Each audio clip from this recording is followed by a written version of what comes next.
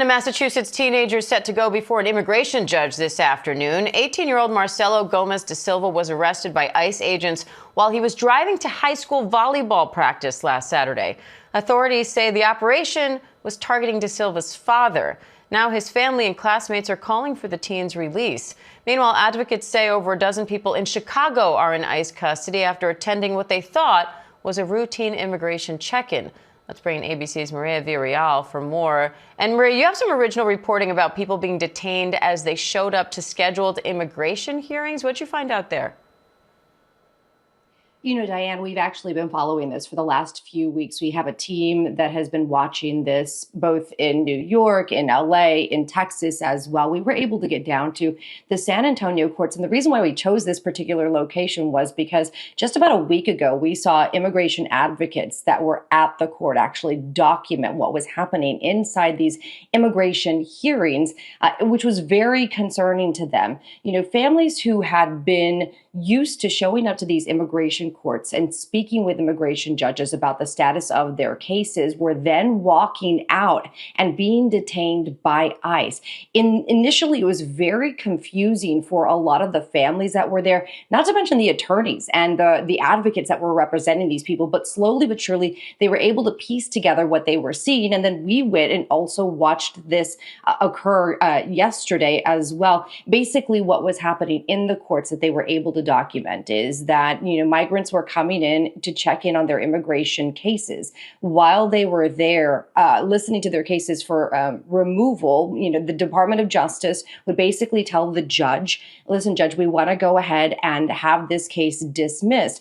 Obviously, if you are a person there that is not familiar with how the legal system works, you don't have representation as a migrant that is there just trying to, you know, follow the law as best as possible. You're surprised and maybe even, you know, actually excited about the fact that your case is going to be dismissed. But what would then happen is once the case was dismissed, as long as there were no objections, that particular person would walk out of the court. And then that's when they would see or be met by ICE agents.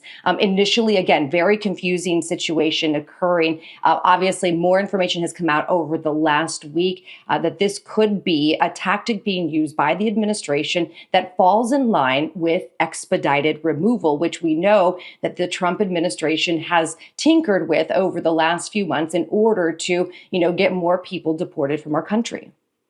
So what are immigration advocates saying about these kinds of arrests? I think there's a major concern. Listen, we saw it yesterday while we were sitting in the courtroom.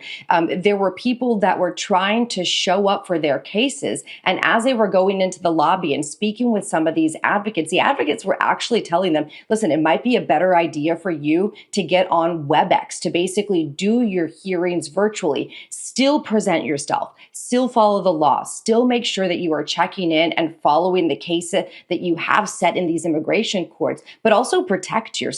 You know, for the longest time, advocates have said that these courtrooms were safe spaces where migrants could come in and actually follow the law the way they are being told to do and eventually lead to citizenship, right? Hopefully here in the United States. This is turning that theory upside down. And really, advocates are saying that this is a scare tactic. This is a way for ICE to up their numbers. I mean, we just heard Stephen Miller say about a week ago or so that he wants 3,000 arrests to be put, you know, on the record of migrants that are eventually going to be deported.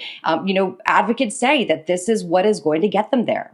Maria, really quickly, I'm short on time, but how's the administration responding to all this?